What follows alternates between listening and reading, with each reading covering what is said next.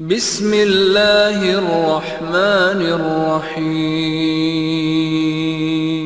الحمد للہ نحمده ونستعینه ونستغفره ونعوذ باللہ من شرور انفسنا وسیئات اعمالنا من يهده الله فلا مضل له ومن يضلل فلا هادي له واشهد ان لا اله الا الله وحده لا شريك له واشهد ان محمدا عبده ورسوله اما بعد فان خير الحديث كتاب الله وخير الهدي هدي محمد صلى الله عليه وسلم وشر الامور محدثاتها وكل محدثة بدعة وكل بدعة ضلالة وكل ضلالة في النار.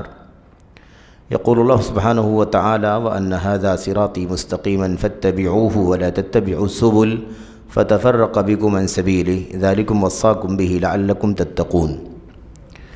برادران اسلام، دینی بھائیوں، قابل احترام بزرگوں، نوجوان ساتھیوں، عزیزوں،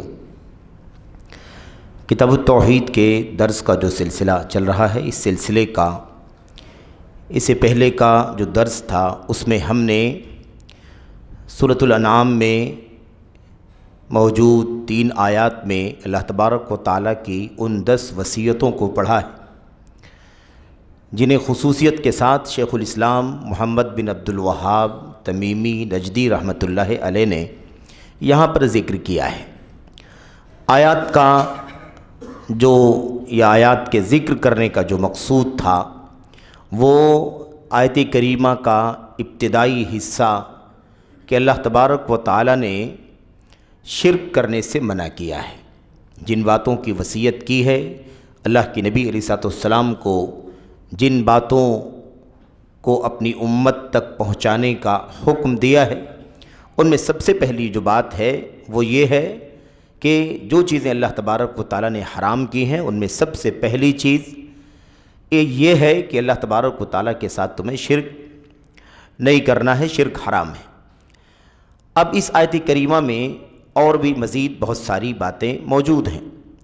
ہمارے سامنے آیات کے بعد جیسا کہ مصنف رحمۃ اللہ علیہ کا معمول ہے، طریقہ ہے کہ وہ آیات کے بعد احادیث کا یا اللہ کے نبی صلی اللہ علیہ وسلم کی احادیث کے علاوہ صحابہ کرام، تابعین کے، سلف کے آثار میں سے کسی اثر کا ذکر کرتے ہیں. اسی بات کو، اسی موضوع کو مؤکد کرنے کے لیے، اسے مزید ثابت کرنے کے لیے، اس میں مطلوب جس بات کی وضاحت چاہیے اس کی وضاحت کرنے کے لیے، تو آیات کی شرح کے لیے، آیات کی تفسیر کے لیے آیات اور ایسے ہی اللہ کے نبی صلی اللہ علیہ وسلم کی احادیث اور امت کے سلف حضرات صحابہ کرام خاص طور پر جو سب سے پہلے ہیں، ان کے آثار ہی بنیادی مرجع کہلاتے ہیں. یہی وہ بنیادی سورسز ہیں جس سے اللہ کے کلام کی آیات کو سمجھا جاتا ہے اور سمجھا جانا چاہیے. جتنے بھی لوگ امت میں اللہ کے کلام کی آیات کی تفسیر میں گمراہی کی راہ پر چل پڑے، گمراہ ہو گئے یا ان کے ہاں ضلالت اور گمراہی آئی، اس کی بنیادی وجہ یہی رہی کہ تفسیر کے اس اصول کو انہوں نے چھوڑ دیا. اللہ کے کلام کی آیات کی تفسیر اللہ کے کلام کی آیات سے، اور پھر اس کے بعد اللہ کے نبی کی احادیث سے، اور پھر آثار صحابہ سے. یہ بنیادی ترتیب ہے جو ہمیشہ سے امت کے جو مخلص علماء، راہ سلف پر چلنے والے علماء رہے ہیں، اسی پر ان کا میرے بھائیوں طریقہ رہا اور اسی نہج پر، اسی طریقے پر وہ قائم رہے. ایسی تفسیروں کو تفسیر معصور کہتے ہیں یا تفاسیر معصورہ کہتے ہیں یا تفسیر بالمعصور کہتے ہیں. یعنی اللہ کی جانب سے جو چیزیں نقل کی گئی ہیں، جو چیزیں آئی ہیں، آیات میں آئی ہوں یا اللہ کے نبی علیہ السلام کی حدیث میں آئی ہوں یا امت کے سلف صحابہ کرام جو سب سے پہلے دین اسلام کے مخاطب تھے، جنہوں نے تازہ بتازہ قرآن کو اترتے ہوئے دیکھا، اللہ کے نبی علیہ السلام کی زبان سے تلاوت کرتے ہوئے اور دیکھا اور سنا، اور پھر اس کے معانی، مفاہیم اور اس کے مطابق چلا، ہے نا، وہ طبقہ صحابہ کرام کا طبقہ ہے. تو انہوں نے میرے بھائیوں جن لوگوں نے بھی اس طریقے کو اپنایا وہ الحمدللہ قرآن کریم کی تفسیر میں حق اور ایسے ہی اللہ تبارک و تعالیٰ کے مقصود کو پانے کے سب سے زیادہ قریب رہے۔ جو اس سے جتنا دور ہٹے وہ اتنا ہی زیادہ اللہ کے کلام کے مقصود سے دور ہٹ گئے۔ خیر، آیت کریمہ جو ہم نے پڑھی ہے، اس سے پہلے تینوں آیات کی تفسیر جو اس سے پہلے والے درس میں ہوئی ہے، اسی آیت کریمہ کے سلسلے میں خاص طور پر جو آخری آیت کریمہ تھی، 3 آیات تھی نا، سورۃ الانعام کی آیت نمبر 152 میں جو اللہ تبارک و تعالیٰ نے فرمایا ہے، اس آیت کریمہ کے سلسلے میں حضرت عبداللہ ابن مسعود رضی اللہ تعالیٰ عنہ فرماتے ہیں، اور یہ اثر اسی لیے ذکر کیا ہے تاکہ اس آیت کا جو مضمون ہے وہ بہت زیادہ وضاحت کے ساتھ ہمارے سامنے آ جائے۔ صحابہ کرام کے علم کی گہرائی کا بھی اندازہ ہوگا کہ صحابہ کرام اللہ کے کلام کی آیات کے سلسلے میں کس قدر گہرا اور دقیق علم رکھتے تھے، اور اسی لیے وہ امت کے مرجع قرار پائے، امت کا سورس بن گئے۔ سب کو اس بات کا حکم ہے کہ اللہ کے دین کو صحیح معنوں میں سمجھنے کے لیے رجوع کرو صحابہ کرام کی طرف، لوٹو اللہ کے نبی کے اصحاب کی طرف، پلٹو، دیکھو کہ انہوں نے قرآن کریم کو کیسے سمجھا اور کیسے عمل کیا، کیسے برتتے رہے اور کیسے اسے پوری امانت اور دیانت کے ساتھ آگے بڑھایا۔ یہی وہ مشن ہے جس مشن کی دعوت دینے والے آج اللہ کے فضل و کرم سے جماعت اہل حدیث کے لوگ ہیں، اس کے علماء ہیں اور اس کی تعلیمی دعوتی یونٹیں ہیں۔ اللہ تبارک و تعالیٰ سے دعا ہے کہ اللہ عز و جل اس اصل اور حقیقی مشن کو امت کے ہر خاص و عام کو سمجھنے کی توفیق عطا فرمائے۔ امت کے اندر جو انحرافات ہیں، امت کے اندر جو ضلالتیں ہیں، کم بیش میرے بھائیو کسی بھی پہلو سے اس کا ایک ہی سبب، ایک ہی کارن ہے، وہ یہ ہے کہ ہم اپنے اصول سے ہٹ گئے ہیں، ہم اپنی جڑوں سے دور ہو گئے ہیں۔ اگر ہم اپنی جڑوں سے جڑے رہتے تو جیسے جڑے رہنے والے ہدایت کی راہ پر رہے، ضلالت ان کے قریب نہ آ سکی، ایسے ہی ہم بھی میرے بھائیوں کسی بھی صورت میں ہدایت سے دور نہ ہٹتے اور ضلالت ہمارے حصے میں نہ آتی۔ خیر، یہ بنیادی جو تمہیدی بات تھی۔ حضرت عبداللہ بن مسعود رضی اللہ تعالیٰ عنہ اس آیت کریمہ کے سلسلے میں جو آخری آیت کریمہ ہے وَأَنَّ هَذَا صِرَاطِي مُسْتَقِيمًا، اس آیت کریمہ کے بارے میں فرماتے ہیں مَنْ أَرَادَ أَنْ يَنْظُرَ إِلَى وَصِيَّةِ مُحَمَّدٍ صلی اللہ علیہ وسلم التي علیہا خاتمہ فلیقرأ قولہ تعالی قل تعالوا اتل ما حرم ربکم علیکم، اور پھر یہ پہلی آیت کریمہ ہے، پھر دوسری آیت کریمہ، اور پھر اخیر میں فرمایا الی قولہ تعالی۔ پڑھتے پڑھتے آیت کریمہ کا تیسری آیت کریمہ کا آخری حصہ اللہ نے فرمایا وَأَنَّ هَذَا صِرَاطِي مُسْتَقِيمًا۔ کیا ہے یہ اثر عبداللہ ابن مسعود رضی اللہ تعالیٰ عنہ؟ اور آپ جانتے ہیں کہ ابن مسعود کون ہیں؟ ابن مسعود رضی اللہ تعالیٰ عنہ امت میں، اصحاب میں ایک بہت ہی اونچا مقام رکھنے والے صحابی ہیں۔ صحابیت کے شرف میں سب برابر ہیں کہ سب صحابی ہیں، سب صحابی ہیں، سب صحابہ ہیں رسول کریم صلی اللہ علیہ وسلم کے، لیکن پھر صحابیت کے شرف کے بعد علم، تقوی اور اسی طرح سے دیگر خصوصیات کی بنیاد پر فرق مراتب ہے۔ اسی لیے آپ دیکھیے خلفائے اربعہ کا درجہ سب سے اونچا ہے، پھر بقیہ عشرہ مبشرہ کا، پھر ایسے ہی اہل بدر کا، اہل بیت رضوان کا وغیرہ۔ تو یہ ترتیب ہے میرے بھائیوں، فرق مراتب ہے۔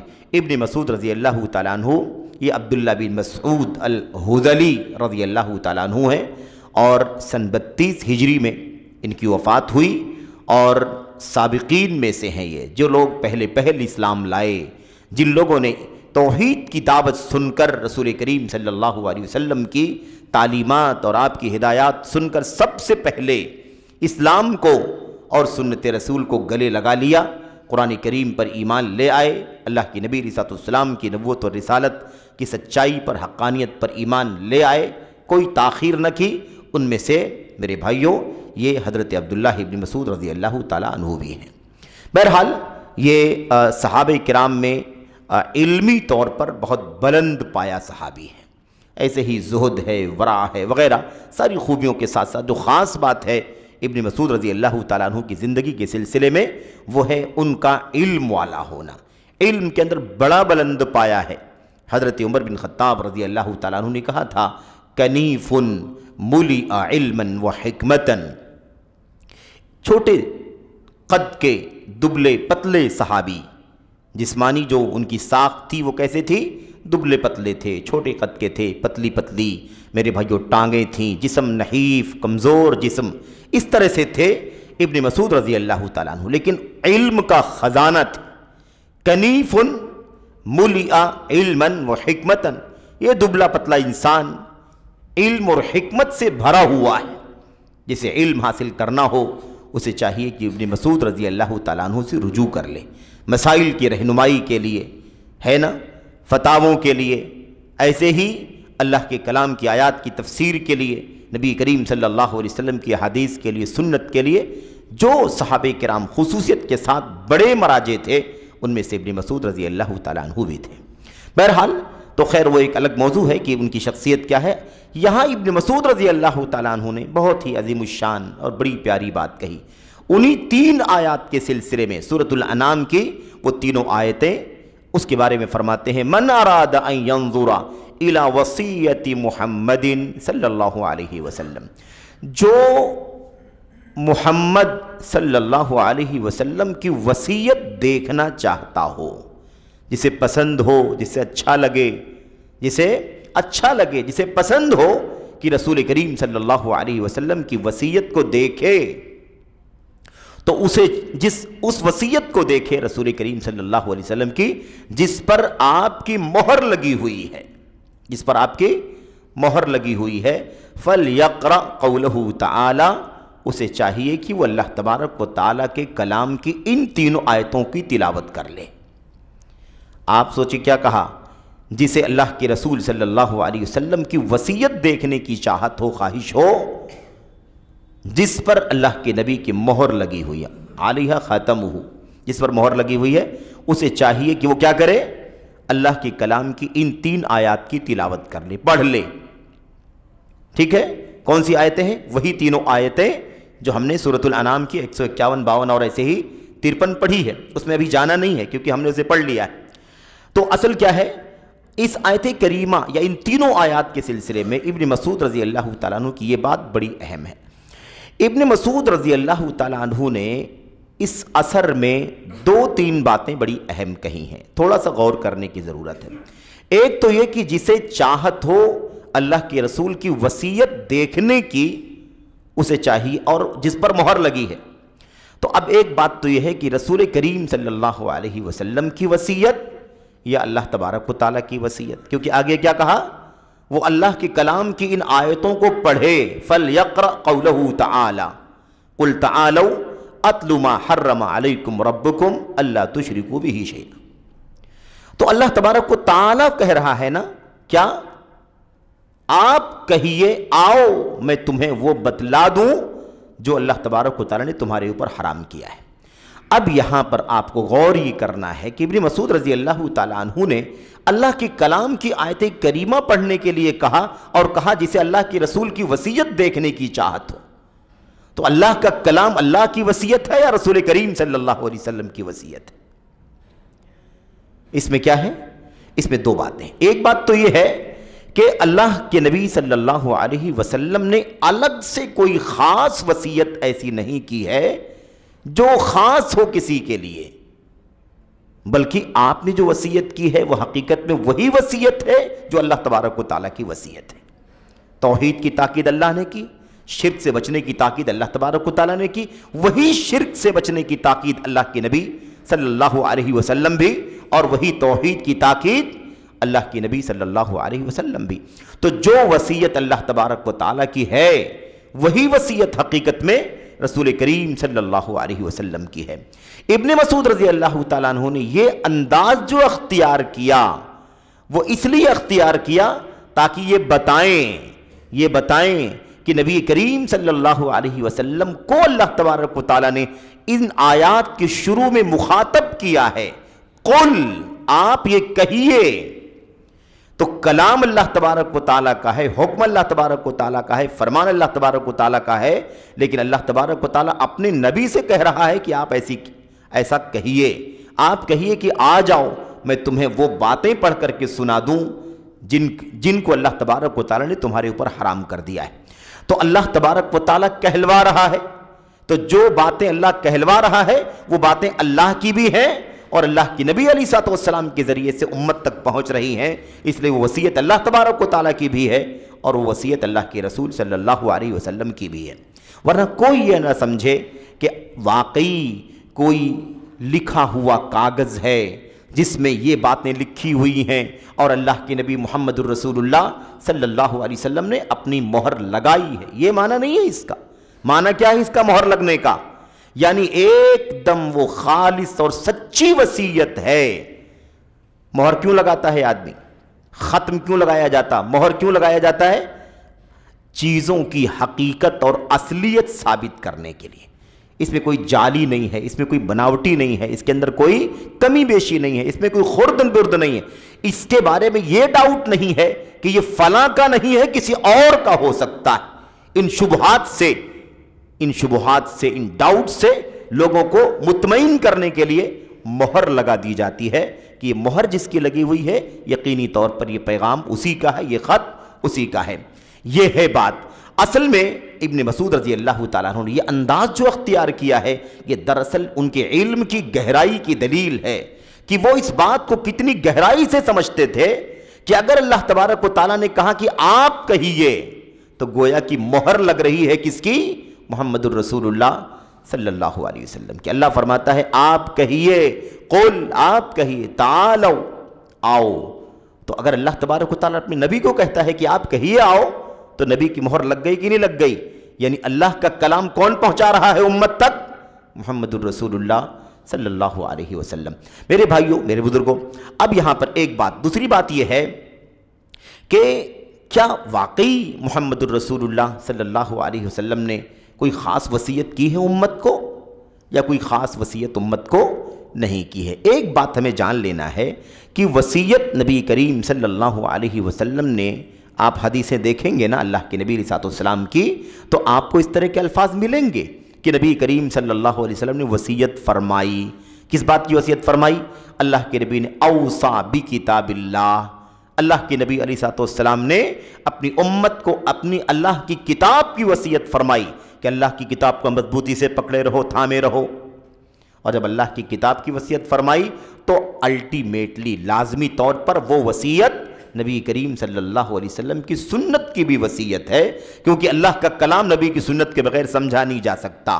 ایک بات۔ دوسری بات، اللہ کے کلام کی وصیت ہے تو اللہ کے کلام میں اللہ کے نبی علیہ السلام کی اطاعت کا، اتباع کا جگہ جگہ حکم دیا گیا ہے، آپ کی مخالفت سے ڈرایا گیا ہے، آپ کی اطاعت پر جنت کا وعدہ کیا گیا ہے، آپ کی اطاعت کو اللہ کی اطاعت قرار دیا گیا ہے۔ من یطع الرسول فقد اطاع اللہ، جو اللہ کے رسول کی اطاعت کرے حقیقت میں وہ اللہ تبارک و تعالیٰ کی اطاعت کرنے والا ہے۔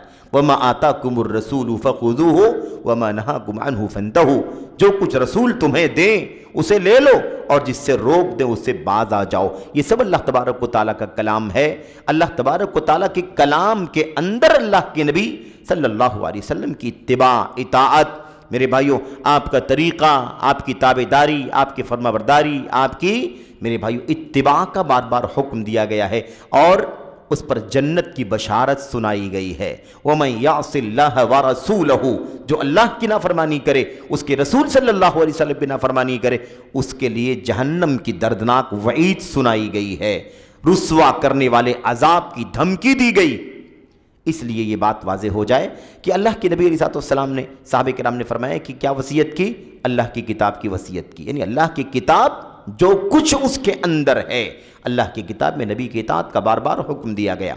اس کے علاوہ میرے بھائیوں اگر آپ اس طرح سے ذہن میں رکھیں کہ کوئی ایسی خاص وصیت، کوئی خاص وصیت جو آپ نے کسی کو خاص طور پر کی ہو، سب کے لیے وہ وصیت نہ ہو، ایسی وصیت نبی کریم صلی اللہ علیہ وسلم نے نہیں فرمائی۔ اس حوالے سے مجھے آپ کے سامنے وہ روایت خاص طور پر ذکر کرنا ہے جس روایت کو عام طور پر لوگ پیش کرتے ہیں، ہے نا، جس روایت کو عام طور پر لوگ پیش کرتے ہیں، اس روایت کی وضاحت آپ کے سامنے آ جائے۔ کون سی بات ہے وہ؟ روایت نہیں بلکہ وہ بات، جو بات پیش کر عام طور پر شیعہ حضرات کیا کہتے ہیں معلوم ہے؟ شیعہ حضرات کہتے ہیں کہ نبی کریم صلی اللہ علیہ وسلم نے آخری وقت میں وصیت فرمائی تھی علی بن ابی طالب کے لیے، علی بن ابی طالب کے لیے وصیت فرمائی تھی۔ یہ بات 100% جھوٹ ہے، اس معنی میں کہ گویا کہ آپ علیہ الصلوۃ والسلام نے گویا کہ یہ وصیت کی تھی کہ میرے بعد خلیفہ جانشین امت کا کون ہوگا؟ علی ابن ابی طالب رضی اللہ تعالیٰ عنہ۔ یہ شیعہ اور روافض اس بات کو بہت پھیلاتے ہیں، کافی اس طرح کی باتیں پھیلاتے ہیں۔ اور آپ کو یاد ہوگا کہ میری بھائیوں، حجۃ الوداع میں نبی کریم صلی اللہ علیہ وسلم کی واپسی پر غدیر خم کے موقع کے مقام پر، خم نامی میرے بھائیوں جو جگہ تھی، اس جگہ، اس چوراہے پر ایک گڑھا، ایک کیا تھا؟ غدیر گڑھا بنا ہوا تھا، گڑھا تھا جس میں لوگ ہے نا کچھ اس طرح کی چیزیں، گندگی وغیرہ بھی ڈالا کرتے تھے اور کسی مختلف کاموں کے لیے اس کا استعمال کیا کرتے تھے۔ وہاں سے، اس چوراہے سے راستہ الگ الگ علاقوں کی طرف جاتا تھا، یعنی مکے سے نکل کر کے ایک جگہ ایسی تھی خم نام کی، جہاں تک سارے حجاج ایک ساتھ میں آتے تھے، اور پھر اس کے بعد وہاں سے الگ الگ راستے نکلتے تھے، یمن والا یمن کی طرف، شام والا شام کی طرف، ہے نا، عراق والا عراق کی طرف، مصر والا مصر وغیرہ۔ تو وہاں پر وہ بات شیعہ حضرات اکثر اس بات کو پھیلاتے ہیں کہ اللہ کے نبی علیہ الصلوۃ والسلام نے وہاں پر حجۃ الوداع سے واپس لوٹتے ہوئے سب کو روکا تھا، سارے حاجیوں کو، مشرق مغرب شمال جنوب دنیا کے کونے کونے سے آنے والے حجاج کو آپ نے کہا، اعلان کیا کہ سب کو بولو رک جائیں، سب رک گئے۔ اس کے بعد نبی کریم صلی اللہ علیہ وسلم نے بہت ساری باتیں ارشاد فرمائیں، آپ نے خطاب فرمایا، اور اس میں آپ نے فرمایا من کنت مولاہ فعلی مولاہ، من کنت مولاہ فعلی مولاہ۔ کیا معنی ہے اس کا؟ من کنت مولاہ، میں جس کا مددگار ہوں، میں جس کا دیکھ ریکھ کرنے والا ہوں، میں جس کا دوست ہوں، میں جس سے محبت کرنے والا ہوں، ہے نا، یا کیا ہے؟ فعلی مولاہ، تو علی رضی اللہ تعالیٰ عنہ بھی اس کے مولا ہیں۔ اب مولا، اب تفصیل میں تو نہیں جانا ہے ابھی، کیونکہ اس پر جب اس کا موقع تھا تو بات ہوئی ہے اور ہوتی رہتی ہے۔ اصل یہ ہے کہ مولا کے لفظ کو ان شیعوں نے اپنے مفاد کے لیے استعمال کیا، اور مولا کا معنی کیا بنا دیا؟ خلیفہ، جانشین۔ دنیا کی کسی بھی عربی زبان کی ڈکشنری میں، عربی لغت میں، حدیثوں کی شروحات میں، آیات کی تفسیر کی کسی بھی کتاب میں مولا کے میں سمجھتا ہوں کم سے کم 10 معنی ہوں گے، لیکن ان میں سے کوئی معنی خلیفہ اور جانشین کا نہیں ہے۔ مولا کے معنی ہوتے ہیں مالک کے، مولا کے معنی دیکھ ریکھ کرنے والا، محبت کرنے والا، نگرانی کرنے والا، سید کا معنی، آقا کا معنی، غلام کا معنی، یہ سارے معنی استعمال ہوتے ہیں، یہ سارے معنی آتے ہیں کس کے؟ مولا کے۔ لیکن ان میں سے کوئی معنی خلیفہ اور جانشین کے معنی میں نہیں ہے۔ خلیفہ اور جانشین کا معنی اس کا نہیں ہے، کہیں بھی نہیں، اور کسی بھی عربی زبان کے ماہر نے یا شارح نے یا مفسر نے یہ بات نہیں بتائی۔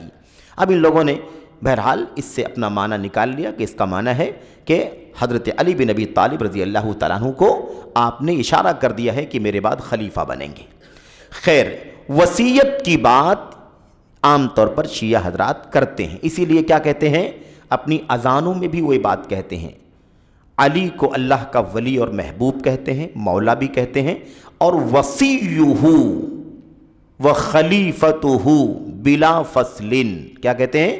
کہتے ہیں علی رضی اللہ تعالیٰ عنہ نبی کریم صلی اللہ علیہ وسلم کے خلیفہ ہیں، آپ کے وصی ہیں، یعنی جن کے بارے میں آپ نے وصیت کی ہے وہ ہیں بلا فصل، لیکن فاصلے کے بغیر۔ آپ کے خلیفہ ہیں، آپ کے وصی ہیں، اور آپ کے خلیفہ ہیں بغیر فصل کے۔ فصل کا مطلب کیا ہے؟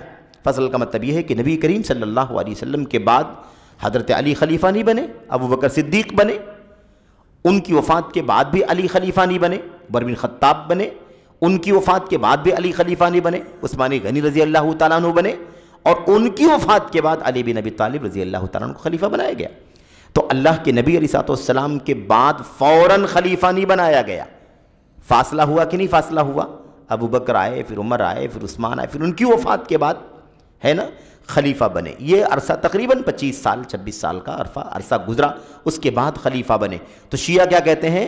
اللہ کے نبی کے خلیفہ ہیں، اب خلیفہ تو ہے اللہ کے نبی علیہ السلام کے، لیکن چوتھے نمبر پر ہے نا، یہ کہتے ہیں خلیفتہ بلا فصل، اللہ کے نبی کے خلیفہ ہیں بغیر فاصلے کے، یعنی اللہ کے نبی کی وفات کے فوراً بعد بلا فاصلے کے خلیفہ بننا چاہیے۔ بہرحال اس میں ہم چلے گئے، بات لمبی ہو گئی۔ یہاں پر جو خاص بات ہے وہ یہ ہے کہ کوئی ایسی وصیت نبی کریم صلی اللہ علیہ وسلم نے نہیں لکھی تھی یا لکھوائی تھی جس پر واقعی جیسے مہر کا معنی سمجھا جاتا ہے اس طرح کا معنی سمجھا جائے کہ مہر لگائی گئی ہو، ایسی کوئی وصیت اللہ کے نبی علیہ السلام نے نہیں لکھوائی۔ اس سلسلے میں میرے بھائیوں جو بہت ہی واضح دلیل ہمارے سامنے ہے وہ حضرت ابو جحیفہ رضی اللہ تعالیٰ عنہ کی روایت ہے، اور یہ بات اس لیے ضمناً ذکر کی جا رہی ہے، موضوع توحید کا ہے اور اس سے متعلق یہ باتیں ہیں، لیکن یہ بات ضمناً اس لیے آئی ہے کیونکہ حضرت ابن مسعود رضی اللہ تعالیٰ عنہ نے وصیت کا لفظ استعمال فرمایا ہے اور اس پر اللہ کے نبی کے مہر کہا ہے، اس لیے اس حقیقت کو سمجھنا چاہیے۔ شیعہ حضرات نے اس طرح کی دلیلوں کو بھی اپنے مفاد کے لیے استعمال کرنے کی کوشش کی ہے۔ حضرت ابو جحیفہ رضی اللہ تعالیٰ عنہ کی جو روایت ہے، اور یہ روایت صحیح بخاری کے اندر ہے، صحیح بخاری کے اندر ہے، روایت کیا ہے؟ حضرت ابو جحیفہ رضی اللہ تعالیٰ عنہ نے علی بن ابی طالب رضی اللہ تعالیٰ عنہ سے ہی سوال کیا تھا۔ ابو جحیفہ نے کس سے سوال کیا تھا؟ خود علی بن ابی طالب رضی اللہ تعالیٰ عنہ سے سوال کیا تھا، پوچھا تھا اے علی بن ابی طالب یہ بتائیے کہ کیا نبی کریم صلی اللہ علیہ وسلم نے آپ لوگوں سے کوئی خاص وصیت تو نہیں کی ہے؟ حل عاہد الیکم النبی صلی اللہ علیہ وسلم، علی یہ بتائیے رضی اللہ عنہم اجمعین، یہ بتائیے کہ کیا اللہ کے نبی علیہ السلام نے تم سے کوئی خاص وصیت کی ہے؟ آپ لوگوں سے، الیکم آپ لوگوں سے کوئی وصیت کی ہے، کوئی وعدہ کیا ہے، کوئی عہد و پیمان کیا ہے؟ علی بن ابی طالب سے یہ پوچھا، بشیء کسی چیز کا، کسی بھی چیز کی کوئی وصیت یا کوئی بات ایسی کہی ہے اللہ کے نبی علیہ السلام نے؟ میرے بھائیوں فقال لا، تو علی بن ابی طالب نے کیا جواب دیا؟ نہیں، ایسی کوئی بات نہیں ہے، نبی کریم صلی اللہ علیہ وسلم نے ایسی کوئی وصیت نہیں فرمائی ہے۔ والذی فلق الحبۃ وبرأ النسمۃ الا فہما یؤتیہ اللہ تعالی فی القرآن وما فی هذه الصحیفہ قیل وما فی هذه الصحیفہ قال العقل وفکاک الاسیر وَأَلَّا يُقْتَلَ مُسْلِمٌ بِكَافِرٍ۔ یہ روایت صحیح بخاری کی ہے، کتاب الدیات میں امام بخاری نے نقل کیا اس روایت کو۔ اس کا معنی کیا ہے؟ انہوں نے کہہ دیا کہ بتایا حضرت علی بن ابی طالب نے کہ کوئی وصیت نبی کریم صلی اللہ علیہ وسلم نے ہمیں نہیں کی ہے۔ اس کے بعد کہا اللہ کی قسم جس نے فلق الحبہ، جس نے دانے کو پھاڑا، دانے کو کیا کیا؟ چاک کیا۔ کوئی دانہ جب زمین میں ڈالا جاتا ہے اس کو اگانے کے لیے، ہے نا، کھیت اور پودا نکلے اور اس کے بعد مثال کے طور پر میوے اگیں یا کھیتیاں اگیں، تو وہ دانہ زمین کے اندر پھٹتا ہے اور پھٹنے کے بعد اس کے درمیان سے باریک کلی باہر نکلتی ہے، پھر اس کے بعد دھیرے دھیرے وہ تنا آور بن جاتی ہے۔ تو والذی فلق الحبۃ، اس اللہ کی قسم جس نے دانے کو پھاڑا، وہ برأ النسمۃ، اور اللہ تبارک و تعالیٰ کی قسم جس نے انسانوں کو پیدا کیا، جان کو پیدا کیا، انسان کو پیدا کیا۔ الا فہما یؤتیہ اللہ تعالی فی القرآن، اللہ کے نبی علیہ السلام نے اگر کوئی بات کہی تھی بطور تاکید تو کیا کہی تھی؟ اللہ تبارک و تعالیٰ کے کلام قرآن کریم کے سلسلے میں اس کی فہم، اس کا علم، یہ آپ علیہ السلام نے فرمائی تھی۔ کیا فرمائی تھی؟ اللہ کے کلام قرآن کریم کا علم حاصل کرنا، اس کی تفسیر، اس کے معانی، اس کی باریکیاں، اس میں اللہ تبارک و تعالیٰ کا پیغام کیا ہے، اس بات کا ذکر کیا تھا نبی کریم صلی اللہ علیہ وسلم نے۔ اور دوسری بات کیا کہی؟ اور وہ چند باتیں جو اس کاغذ میں ہیں، وہ چند باتیں جو اس صحیفے میں ہیں۔ تو فوراً ابو جحیفہ رضی اللہ تعالیٰ عنہ نے پوچھا کہ اس کاغذ میں کیا ہے؟ وہ کاغذ اللہ کے نبی نے نہیں لکھا، اللہ کے نبی نے نہیں لکھوایا، لیکن اللہ کے نبی علیہ السلام نے جو حدیثیں ارشاد فرمائی تھیں ان میں سے چند باتیں اس صحیفے میں صحابہ کرام نے لکھی تھیں۔ علی بن ابی طالب رضی اللہ تعالیٰ عنہ نے اس بارے میں ارشاد فرمایا، کیا ہے وہ؟ کہا العقل، اس کاغذ میں کیا ہے؟ نمبر 1، اس کاغذ کے اندر دیت کے احکام ہیں۔ عقل کے معنی کیا ہے؟ دیت، خون بہا، کوئی کسی کی جان لے لے، اگر کوئی کسی کو قتل کر دے، کوئی مومن کسی مومن کو قتل کر دے، تو قتل کا نظام یہ ہے کہ النفس بالنفس، جان کے بدلے جان لی جائے گی، الا یہ کہ جس کے گھر کا آدمی قتل کیا گیا ہے مقتول، اگر اس کے اولیاء، اس کے وارثین اگر اس بات پر راضی ہو جائیں کہ ہمیں جان کے بدلے جان نہیں چاہیے، آپ خون بہا ادا کر دیجئے، تو خون بہا ادا کر دینا بھی کافی ہو جائے گا۔ یہ اللہ تبارک و تعالیٰ کی طرف سے آسانی کی گئی ہے۔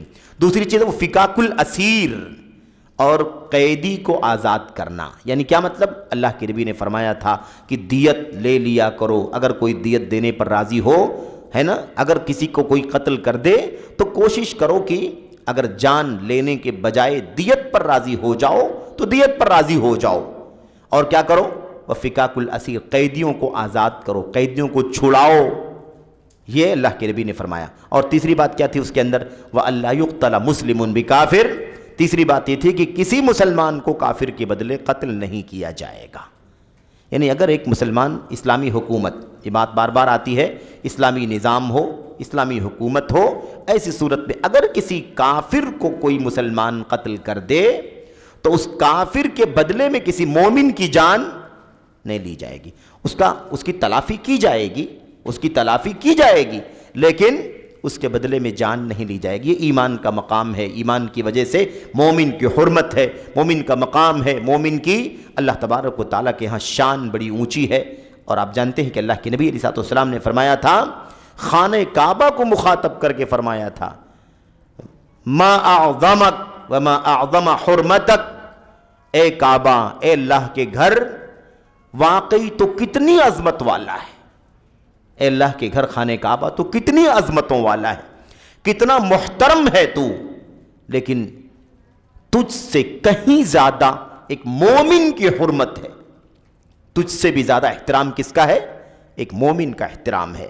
کیوں؟ اس لیے کہ وہ ایمان ہے، اس کے اندر کیا ہے؟ ایمان ہے، اس کے دل میں توحید ہے، اس لیے ایمان والے کا احترام، ایمان والے کی حرمت، اس کا مقام، اس کی شان بہت زیادہ اونچی ہے۔ تو بہرحال اس لیے اللہ کے نبی نے فرمایا کہ کسی کافر کو، کسی مومن کو کسی کافر کے بدلے میں قتل نہیں کیا جائے گا۔ یہ چند باتیں تھیں۔ آپ نے دیکھا علی بن ابی طالب رضی اللہ تعالیٰ عنہ نے دو باتیں بیان فرمائی۔ ایک تو یہ کہ اللہ کے نبی نے کوئی خاص وصیت نہیں فرمائی ہے سوائے قرآن کریم کے فہم کے، اور اس کے علاوہ کاغذ کے اندر جو 3 مسائل لکھے ہوئے ہیں وہ تینوں مسائل اگر نبی کریم صلی اللہ علیہ وسلم نے علی بن ابی طالب رضی اللہ تعالیٰ عنہ کی خلافت کے سلسلے میں، آپ کی جانشینی کے سلسلے میں کوئی وصیت کی ہوتی تو حضرت علی بن ابی طالب رضی اللہ تعالیٰ عنہ اس بات کو بیان کرتے یا نہیں کرتے؟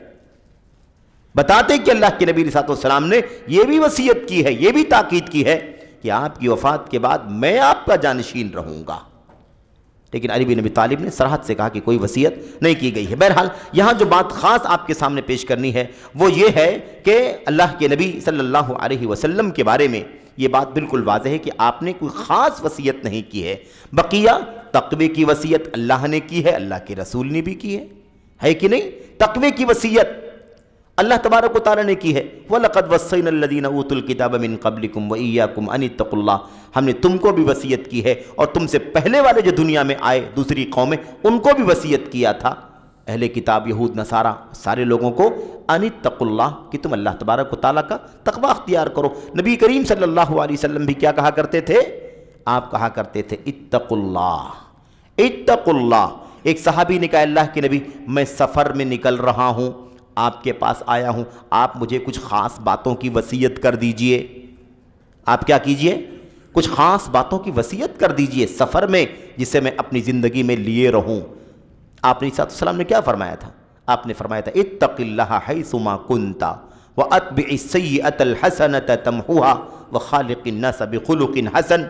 آپ نے فرمایا جہاں بھی رہو اللہ سے ڈرتے رہو، خلوت میں ہو، جلوت میں ہو، رات کے اندھیرے میں ہو، دن کے اجالے میں ہو، مجلس میں ہو، بھیڑ بھاڑ میں ہو یا تنہائی میں ہو، جہاں کہیں رہو اللہ تبارک و تعالیٰ سے ڈرتے رہو۔ یہ وصیت ہے کس کی؟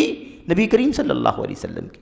وَأَتْبِعِ السَّيِّئَةَ الْحَسَنَةَ تَمْحُوهَا، اور برائی کے بعد، گناہ کا کام کر لینے کے بعد، اس کے معن بعد نیکی کا کام کرو، وہ نیکی اس گناہ کو مٹا دے گی، وہ نیکی اس گناہ کو مٹا دے گی۔ اللہ نے فرمایا نا ان الحسنات یذہبن السیئات، ان الحسنات یذہبن السیئات ذالک ذکری للذاکرین۔ اللہ نے فرمایا کہ نیکیاں برائیوں کو مٹا دیتی ہیں، یہ نصیحت حاصل کرنے والوں کے لیے نصیحت حاصل کرنے والوں کے لیے نصیحت۔ تو بہرحال تیسری بات اللہ کے نبی نے کیا فرمائی؟ آپ نے فرمایا وَخَالِقِ النَّاسَ بِخُلُقٍ حَسَنٍ، لوگوں کے ساتھ اچھے اخلاق سے پیش آؤ۔ تو 3 وصیت کی اللہ کے نبی نے۔ تو ایسے دین کے احکام، مسائل، توحید، ایمان، تقوی، بھلائی، سچائی، ان باتوں کی تاکید اور وصیت تو نبی کریم صلی اللہ علیہ وسلم کی حدیثوں کے اندر ہر جگہ آپ کو ملے گی، لیکن ایسی کوئی وصیت کہ آپ نے خصوصی طور پر لکھوایا ہو، مہر لگایا ہو، ایسی کوئی بات موجود نہیں ہے۔ اچھا، اس کے بعد ایک بات اور خاص طور پر اس اثر کے بارے میں ہمیں جاننا ہے، وہ یہ ہے کہ ابن مسعود رضی اللہ تعالیٰ عنہ نے یہ بات کہی کیوں کہ جسے پسند ہو کہ رسول کریم صلی اللہ علیہ وسلم کی وصیت کو دیکھے جس پر اللہ کے نبی کی مہر لگی ہوئی ہے، اسے چاہیے کہ سورۃ الانعام کی ان 3 آیتوں کو پڑھ لے۔ یہ ابن مسعود نے کب کہا، کیوں کہا، اس کا بھی ایک پس منظر ہے۔ پس منظر یہ ہے کہ حضرت عبداللہ ابن عباس رضی اللہ تعالیٰ عنہما نے کیا کہا تھا؟ ان الرزیۃ کل الرزیہ، سب سے بڑی مصیبت تو اللہ کے نبی کی جب وفات ہو گئی، اللہ کے نبی علیہ السلام کی جب وفات ہو گئی، اب بہت ساری تفصیلات ہیں اس موقع پر، لیکن ہمیں اس میں چونکہ داخل نہیں ہونا ہے، بات لمبی نہیں کرنی ہے، اشارہ یہ کرنا ہے کہ ابن مسعود رضی اللہ تعالیٰ عنہ نے کیا فرمایا تھا؟ ان الرزیۃ کل الرزیہ، بے شک مصیبت اور سب سے بڑی مصیبت، ساری مصیبت تو یہ ہے کہ اللہ کے نبی صلی اللہ علیہ وسلم ہم سے رخصت ہو گئے، آپ کی وفات ہو گئی، آپ ہم سے جدا ہو گئے، اور آپ ہمیں موقع نہیں ملا کہ ہم اللہ کے نبی علیہ السلام سے کہتے کہ اللہ کے نبی وفات سے پہلے پہلے ہمیں کچھ خاص وصیت کرتے جائیے۔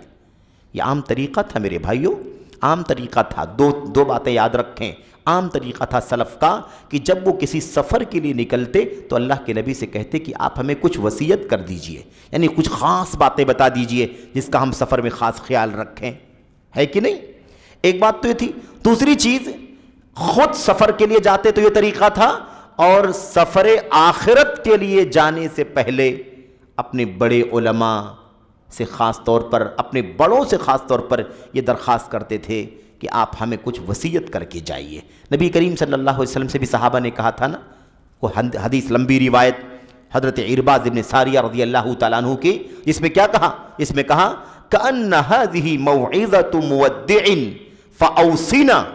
اے اللہ کے نبی صلی اللہ علیہ وسلم، یہ جو باتیں آپ بتلا رہے ہیں، جو آپ حدیث ارشاد فرما رہے ہیں، نصیحت کر رہے ہیں، یہ تو اتنی قیمتی ہے، اتنی قیمتی ہے، آنکھوں سے آنسو جاری ہو گئے، دل کے اندر کپ کپی طاری ہو گئی۔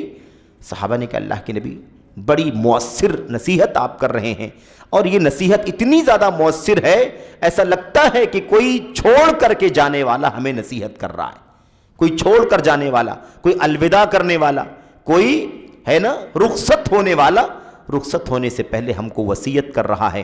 اس لیے اللہ کے نبی آپ سے گزارش ہے کہ آپ ہمیں وصیت کر دیجئے۔ تو اس میں بھی اللہ کے نبی نے کیا وصیت فرمائی تھی؟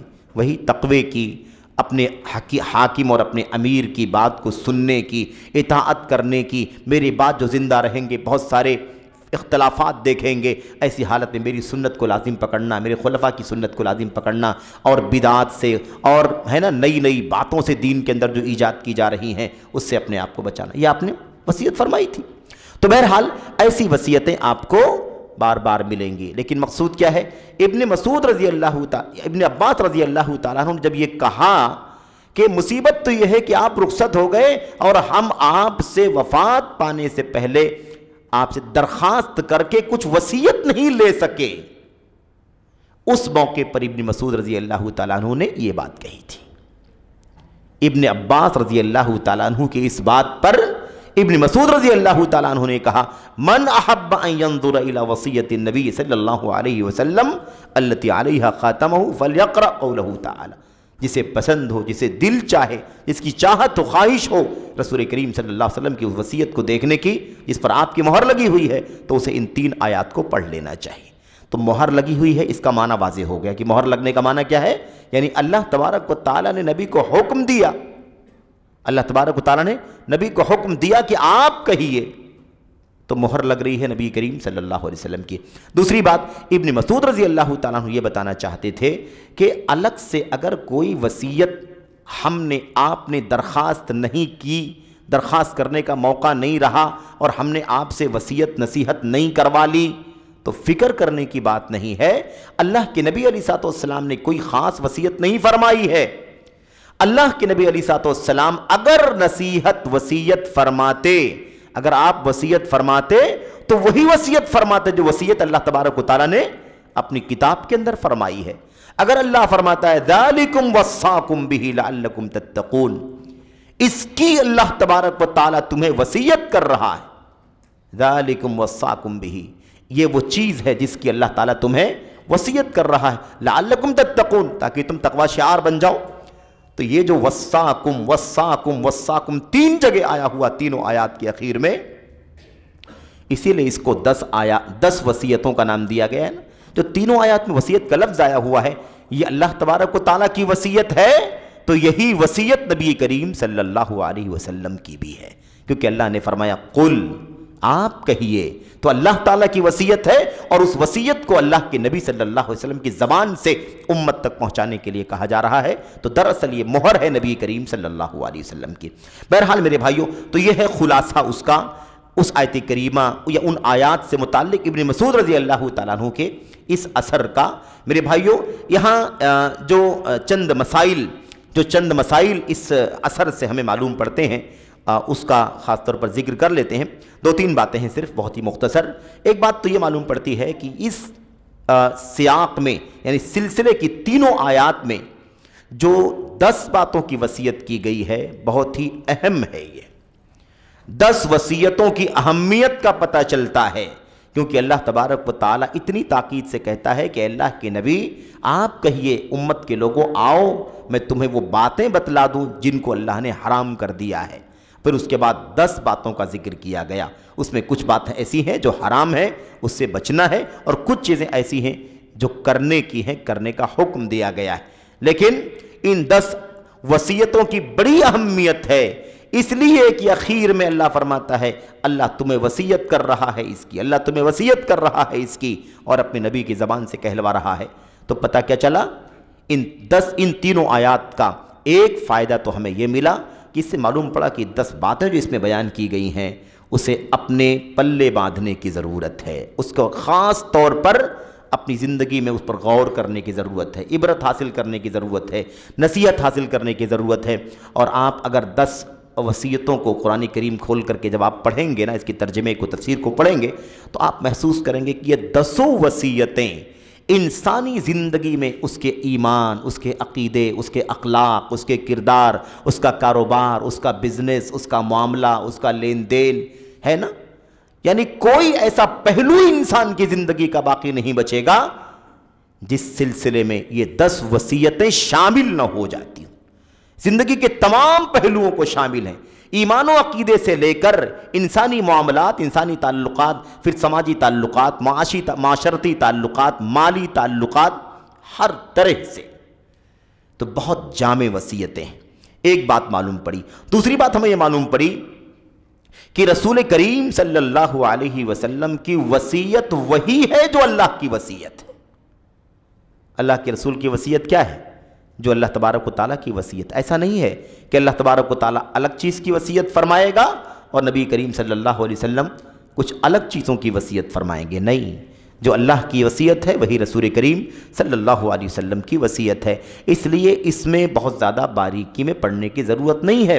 جہاں جہاں وصیت کا لفظ آیا ہو قرآن کی آیتوں میں، اللہ کے نبی کی حدیثوں میں، اور وہ حدیثیں صحیح سند کے ساتھ ثابت ہوں، تو اگر وہ اللہ کے نسبت سے بیان کی گئی وصیت ہو تو اسے اللہ کی نسبت سے بھی بیان کیا جا سکتا ہے اور رسول کریم صلی اللہ علیہ وسلم کی نسبت سے بھی بیان کیا جا سکتا ہے، کوئی حرج نہیں۔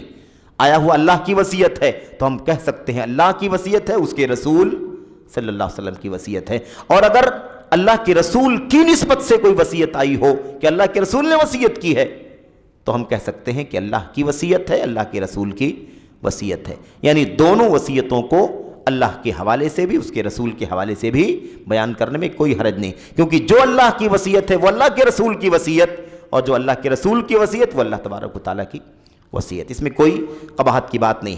تیسری بات اور آخری بات یہ ہے کہ ہمیں یہ معلوم پڑا کہ صحابہ کرام کے علم میں گہرائی کتنی تھی، صحابہ کرام کے علم میں گہرائی کتنی تھی، اور قرآن کریم کو وہ کتنی باریکی سے سمجھتے تھے، ان کے علم کی باریکی، علم کی دقت کتنی تھی، باریکی کتنی تھی اس کے اندر۔ آپ سوچیں ابن مسعود رضی اللہ تعالیٰ عنہ ابن عباس کے اس الجھن کے مسئلے میں جب انہوں نے کہا سب سے بڑی مصیبت تو یہ ہو گئی کہ ہم نے اللہ کے نبی سے درخواست کر کے وصیت نہیں لے لی، تو کیا کہا فوراً؟ فکر کی کیا بات ہے، اللہ تبارک و تعالیٰ نے اپنے کلام کی ان 3 آیتوں میں جو بات کہی ہے اسے پڑھ لو، وہی نبی کریم صلی اللہ علیہ وسلم کی وصیت ہے جس پر آپ کی مہر لگی ہوئی ہے۔ اس سے معلوم پڑا کہ قرآن کریم پر کتنا ان کا درک ہوا کرتا تھا، کتنی گہری بصیرت انہیں اللہ تبارک و تعالیٰ نے عطا فرمائی تھی۔